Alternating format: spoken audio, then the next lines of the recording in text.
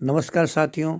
आज हम बात करते हैं एक ऐसे तथ्य की, ऐसे मुकदमे की जिसके बारे में आपने सुना तो होगा लेकिन आपने उसको बिंदुवार नहीं देखा होगा। तो अगर हम शुरुआत करते हैं, आपको जोड़ना चाहते हैं उस केस के बारे में। जैसा कि आपने देखा था, ठीक उसी प्रकार की एक फ़िल्म, जो कि एक फ़िल्मी कहानी थी, ओ माय गॉड। 2012 में प्रदर्शित इस फ़िल्म, आमिर खान, परेश रावल आदि आदि अभिनेताओं द्वारा अभिनीत ये फ़िल्म जब आपके सामने आई थी तो एक हलचल मच गई थी सिनेमा जगत में कि आखिर ये फिल्म है और इसमें भगवान पर केस किया जाता है, तमाम प्रकार की बातें दिखाई जाती हैं। लेकिन जैसा कि आप जानते हैं कि साहित्य समाज का दर्पण है, ठीक उसी प्रकार से समाज भी साहित्य के लिए दर्पण का काम करता है। तो भगवान पर केस करना या भगवान के बारे में तमाम बातें बोलना, सभा सोसाइटी और देश प्रदेश में इस संबंध में तमाम प्रकार की चर्चाएं हुई। कुछ धार्मिक लोगों ने इसको अपने धर्म पर हमला माना और कुछ लोगों ने कहा कि इस प्रकार की फिल्में हमारी देश को कमज़ोर करती हैं, विभाजन का कारण बनती हैं। लेकिन अब आज इस वीडियो में बात होगी कि ऐसे कुछ तथ्य, ये फिल्म तो बहुत बाद में आई, इससे बहुत पहले भगवान पर कब और कहाँ केस हुए थे। उन्हीं कुछ केसों की स्टोरी मैं आपको इस वीडियो में बताऊंगा और फिर आप खुद ही समझ जाएंगे कि ओ माय गॉड जैसी फिल्में बनाने की नौबत क्यों आती है, क्यों दर्शक इसको सर आँखों पर बिठाते हैं, क्यों इसकी अंधाधुंध कमाई होती है और क्यों सराहे जाते हैं वो एक्टर्स जो ऐसी फिल्मों में काम करते हैं। क्या ऐसी फिल्में बननी चाहिए या नहीं बननी चाहिए, इसका जवाब आपके पास होगा इस वीडियो के अंत में। तब तक आप सुनते रहिए कि आखिर कब और कहाँ भगवान पर केस हुआ। तो हम सबसे पहले बात करेंगे कि ये सारे केस वास्तविक हैं, इसमें कोई भी केस झूठा नहीं है। आपको जानकारी दी जाती है, ये आपको सर्च करना चाहें तो आप सर्च भी कर सकते हैं। सारे केस वास्तविक केस हैं, इसलिए जोर दिया जा रहा है कि केस वास्तविक है। ये किसी किताब की कहानी या फिल्म की कहानी नहीं है, ये है वास्तविक केस। तो सबसे पहला वास्तविक केस जो मैं आपको बताऊंगा वो है 1969 का। 1969 का जो पहला केस हुआ था जिसमें भगवान पर केस हुआ, तो बेट्टी पेनरोज क्या हुआ, इनके वकील थे रसेल। तो इन्होंने अपनी सचिव बेट्टी पेनरोज की ओर से भगवान के खिलाफ एक मुकदमा दायर किया। अब फिर मैं आपको रोकना चाहूँगा कि भगवान, तो यहाँ भगवान कोई भगवान सिंह, भगवान दिन, भगवान शरण या भगवान राम नहीं है। वे वही भगवान गॉड, जिसे हम गॉड कहते हैं, खुदा कहते हैं, ईश्वर कहते हैं, अल्लाह कहते हैं। तमाम धर्मावलंबियों ने अलग अलग नाम से जिसको अंकित किया है, जिनको पुकारा है, उसी भगवान, उसी सर्वशक्तिमान भगवान पर केस हुआ था। तो 1969 में अब ये केस होता है, तो तूने क्यों किया था केस, इसके लिए आप जानें। उसमें $10,000 का हर्जाना मांगा गया। क्यों? पेनरोज ने भगवान पर लापरवाही के लिए आरोप लगाया कि उसने अपने घर पर बिजली गिरा दी।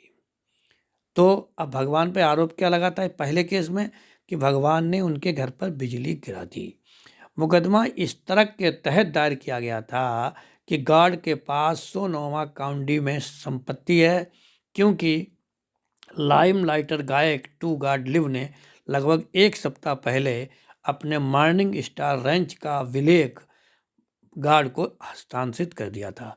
विलेख को अमान्य घोषित कर दिया गया क्योंकि गार्ड संपत्ति पर कब्जा नहीं कर पाए और इसलिए पेनरोज का मुकदमा भी अमान्य घोषित हो गया। अब यहाँ पर जो हम विदेशों की बात करते हैं, जो विकसित देश हैं, जहाँ की शिक्षा दीक्षा बहुत आगे मानी जाती है, वहाँ पर होता क्या है कि एक गायक ने क्या किया, अपनी संपत्ति ईश्वर के नाम कर दी। अब ईश्वर के नाम संपत्ति की गई और उधर उसने कहा था वादी ने कि मेरे घर पर बिजली गिरा दी गई, तो अर्थात भगवान ने मेरा नुकसान किया है। दूसरी तरफ एक व्यक्ति भगवान से खुश होकर को अपनी संपत्ति वो है भगवान के नाम रजिस्ट्री कर देता है। अब इस मुकदमे में विद्वान वकीलों ने जो बहस की थी, उसको आधार बनाया गया था कि यदि भगवान के नाम संपत्ति हो सकती है तो भगवान हर्जाना क्यों नहीं दे सकता है। लंबा केस चला और अंत में होता है कि उस संपत्ति को अमान्य घोषित किया गया, उस रजिस्ट्री को, क्योंकि भगवान किसी के नाम संपत्ति होने का मतलब होता है वो काबिज हो जाए, उस पर उसकी वो सिद्ध हो जाए। लेकिन भगवान के नाम वो संपत्ति तो हो सकती है लेकिन वो काबिज नहीं हो सकती, इसलिए इस केस को भी रफा दफा किया गया। लेकिन बड़ी बात ये थी कि अदालत ने केस स्वीकार किया और इस केस में बहस भी हुई। केस अंत में खारिज होता है लेकिन केस तो हुआ। अब आगे इस कड़ी में बढ़ते हैं तो हम देखते हैं कि नंबर 2 ऐसा ही एक केस और होता है। उस केस जो है 1971 का।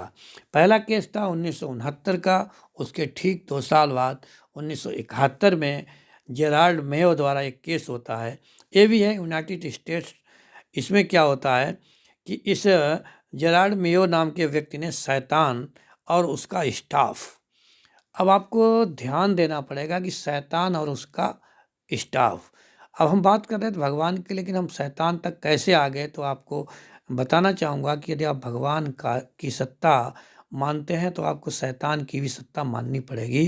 अर्थात अगर भूत को मानेंगे तो भगवान को मानेंगे, और भगवान के मानेंगे तो आप भूत को मानेंगे। इन्होंने क्या किया है कि उसमें एक केस दायर कर दिया शैतान और उसके स्टाफ पर और उसके साथियों पर। इन्होंने कहा है कि शैतान ने कई मौक़ों पर वादी को दुख पहुंचाया है और वादी की इच्छा के विरुद्ध उसे अनुचित धमकियां दी हैं। शैतान ने जानबूझकर उसके मार्ग में बाधाएं डाली हैं और वादी के पतन का कारण बना है। इसलिए उसे संवैधानिक अधिकारों से वंचित किया गया है। अब एक केस हुआ था कि उसको नुकसान पहुंचाया गया, उसको कई जगह से कई बार अनुचित धमकियां मिली, उसके मार्ग में रोड़ा बनाया गया, उसके बनते हुए कामों को रोका गया, अर्थात उसकी जीवन में तरक्की नहीं हो पाई। और इसलिए उसने केस कर दिया कि शैतान को इसके लिए दंडित किया जाए चाहिए। और उसके जो अधिकार थे, तो जेराल्ड मेयो कह रहा है कि उसके जो अधिकार थे, जो उसके संवैधानिक अधिकार थे, उसे नहीं मिल पाए क्योंकि शैतान के कारण।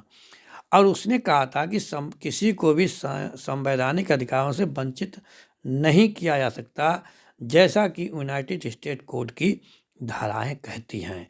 अब केस हो गया। अब उसने दावा किया था कि अपने मुकदमे में हम अपनी जो बात कह रहे हैं, यानी कि हम अपने मुकदमे के बारे में बता रहे हैं कि किसी को भी संवैधानिक अधिकारों से वंचित नहीं किया जा सकता, जैसा कि कोर्ट का एक्ट है, देश का कानून है, देश का नियम है।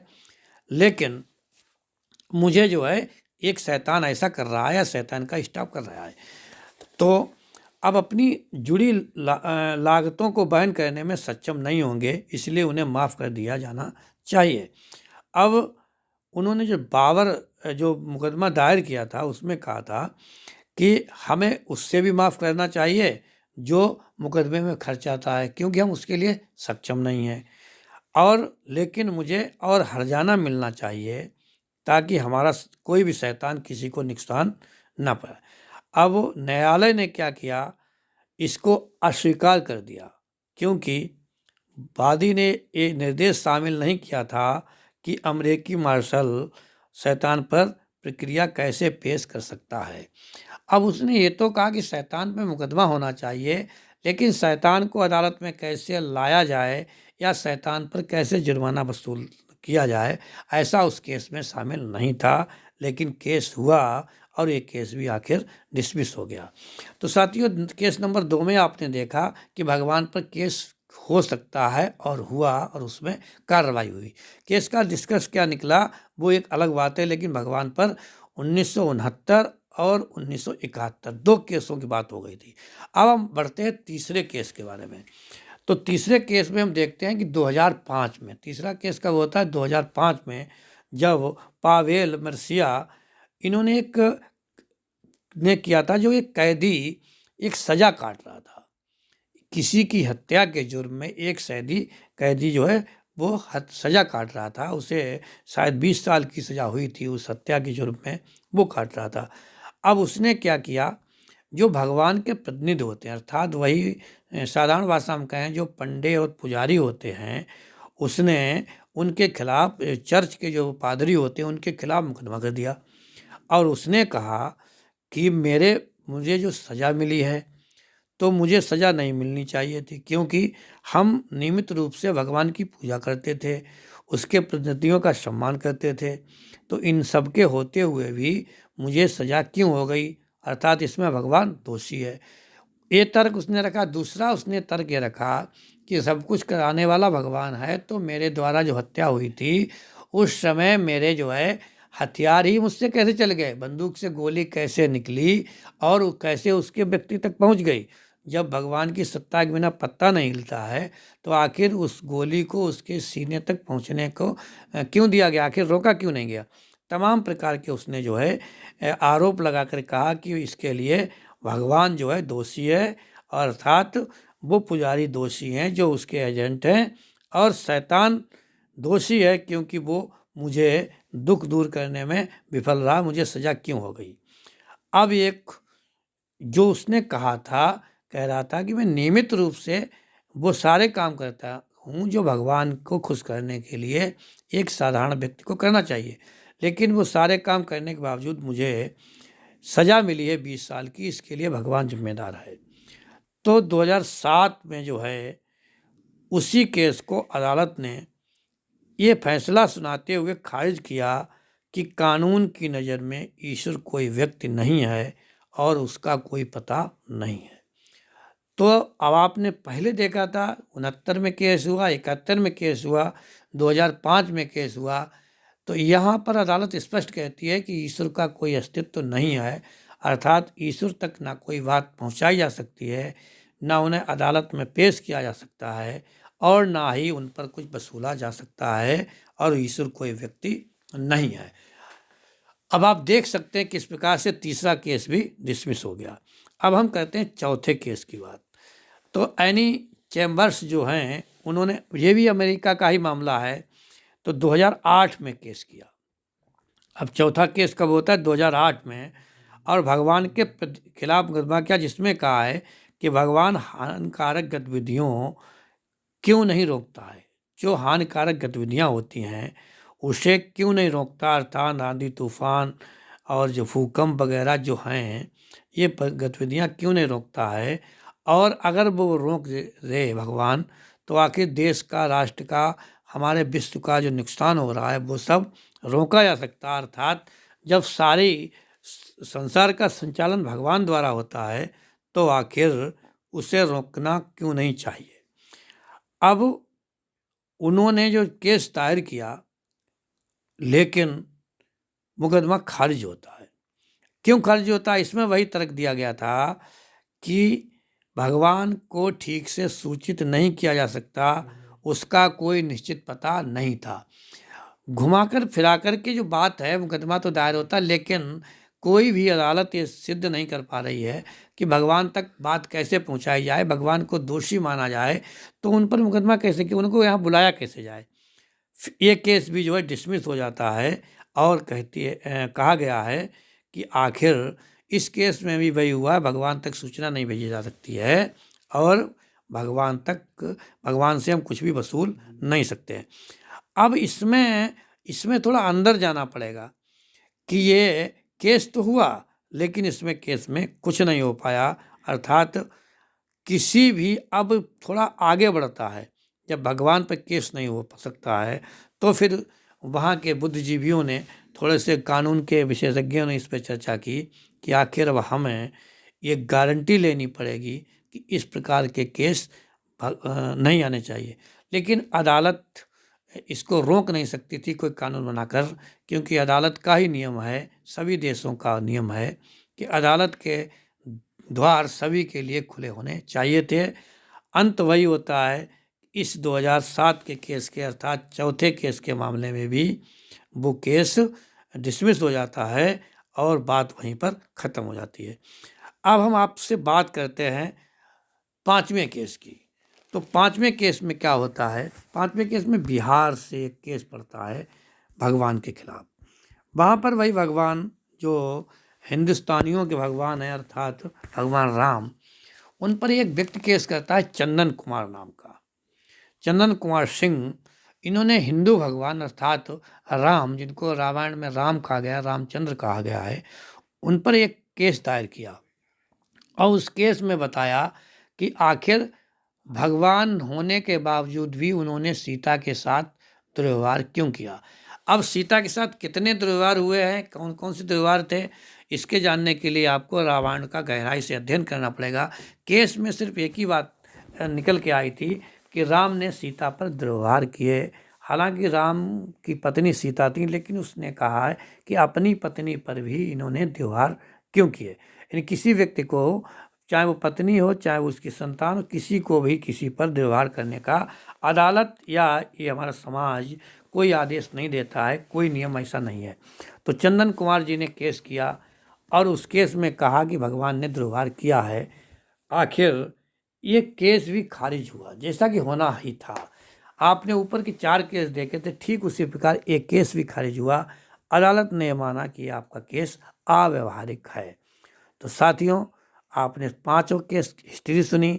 एक तरफ हमारे पूरे समाज में, हमारी पूरी दुनिया में भगवान को सर्वशक्तिमान माना जाता है, दूसरी तरफ उस तक कोई बात पहुंचाने के लिए कानूनी रूप से हम कोई माध्यम अभी तक नहीं अपना पाए। इस प्रकार से जब केस आते हैं तब फिर बनती हैं ओ माई गॉड और दूसरी फिल्में। इसी प्रकार की फिल्में बनती रहेंगी जब तक समाज में कोई एक अवधारणा निश्चित नहीं होगी। वीडियो को सुनने के लिए, देखने के लिए, हमारे साथ जुड़े रहने के लिए आपका बहुत बहुत धन्यवाद। यदि ये वीडियो आपको अच्छा लगा हो तो आप इसे शेयर कीजिए, चैनल को सब्सक्राइब कीजिए और मेरा हौसला अफजाई कीजिए। कल फिर मिलते हैं एक नई कहानी और नए वीडियो के साथ। तब तक के लिए जय हिंद, जय भारत।